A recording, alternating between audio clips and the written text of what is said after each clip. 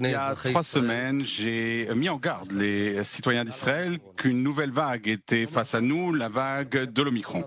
Le lendemain, le cabinet chargé du coronavirus s'est réuni, nous avons décidé, les premiers au monde, de fermer le pays aux étrangers. Cela a été une décision importante, courageuse, qui nous a permis de gagner un temps précieux. Mais tout le monde n'a pas compris le bien fondé de cette décision. Certains ont dit que nous exagérions, certains ont dit que nous étions hystériques, mais je remercie mes collègues du gouvernement qui ont compris qu'il fallait gagner du temps pour éloigner ce variant des frontières israéliennes tant que possible. Mesdames et messieurs, le temps passe et l'Omicron est déjà en Israël, de la Knesset au jardin d'enfants, et il se propage rapidement. Les nombres ne sont pas si élevés, mais c'est un variant dont le taux de contamination double tous les jours, tous les 2-3 jours, et on peut dire que la 5e vague a commencé. Et si je dis cela, ce n'est pas pour créer la panique, pour vous faire peur. Nous avons dépassé ce stade.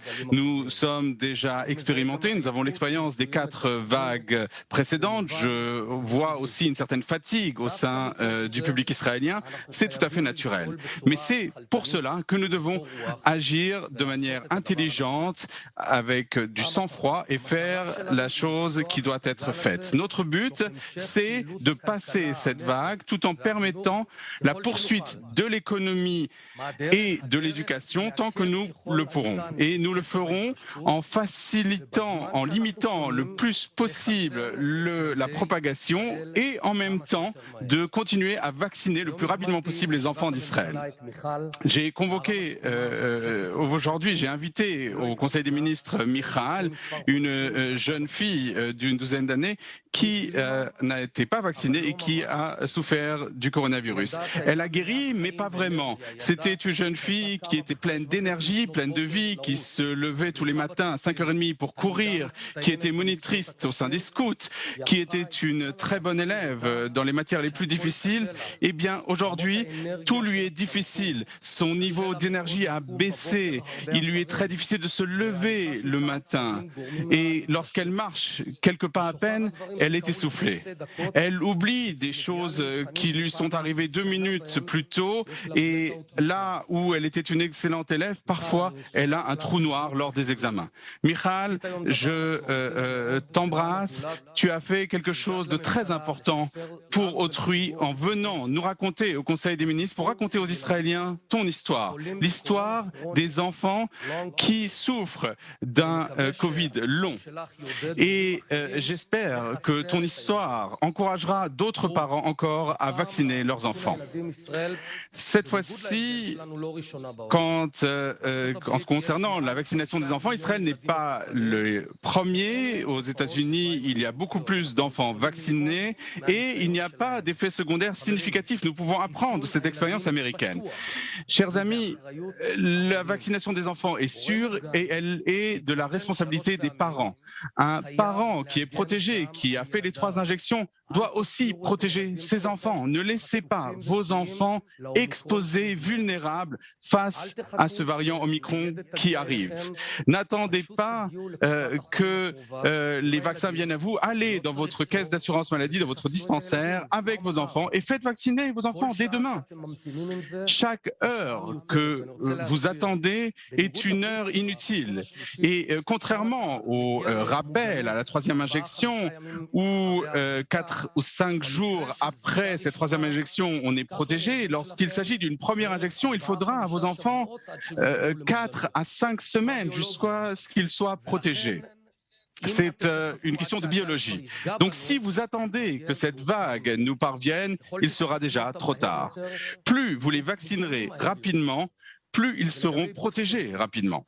En ce qui concerne les injections de rappel, il y a beaucoup de points d'interrogation, mais nous savons une chose, on peut être contaminé même quand on est vacciné, mais ces vaccins de rappel vous préservent, c'est-à-dire que même si vous êtes contaminé, la maladie va être beaucoup moins grave. Nous ne pourrons pas empêcher cette vague, mais vous pourrez vous protéger malgré cette vague.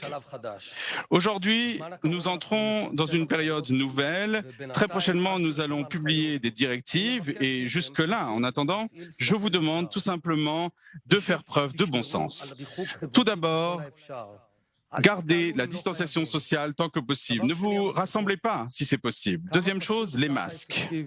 C'est simple, mais c'est très efficace. Et je sais que nous avons un peu laissé de côté les masques parce que la situation s'est améliorée. Eh bien, il faut remettre les masques. La troisième chose, j'ai une requête aux entrepreneurs, aux commerçants, tous ceux qui peuvent permettre à leurs employés de travailler de la maison, eh bien, faites-le dès demain. Nous passons à une période qui ne durera pas toujours, mais il est temps de passer au télétravail dans le secteur privé si c'est possible et dans le secteur public. Nous aussi, nous allons réduire le nombre d'employés pour permettre le travail à la maison. Cela arrivera dans les prochains jours. La quatrième chose, c'est la vaccination des enfants que nous prenons très au sérieux. Et j'aimerais dire une chose.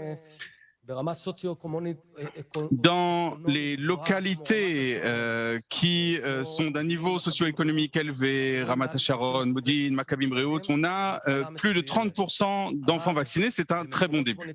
Mais dans des endroits comme Netivot, Tibériade, les localités, de nombreuses localités arabes, eh bien, on voit 3%, voire moins. Et cela me dérange beaucoup. Nous avons la chance de vivre dans un pays qui se préoccupe de tous.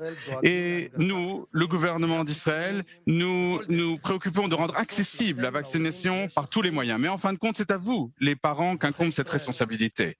Citoyens d'Israël, il y a 3 semaines, on avait besoin d'une longue vue pour voir cette vague arriver. Eh bien, aujourd'hui, cette vague est déjà ici. J'estime que d'ici 3 à 4 semaines, peut-être même avant, nous allons voir une augmentation importante de la mobilité et cela ne laissera aucun doute. Nous, au gouvernement, nous nous préparons dans tous les domaines.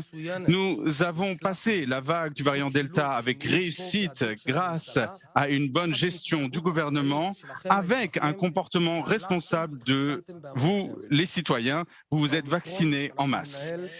Et ce variant Omicron, nous gérerons cette vague avec responsabilité, mais nous demandons à vous aussi de faire preuve de responsabilité, pas seulement pour vous, mais encore plus important pour vos enfants. Si nous agissons avec responsabilité, nous passerons cette vague et nous réussirons à la surmonter.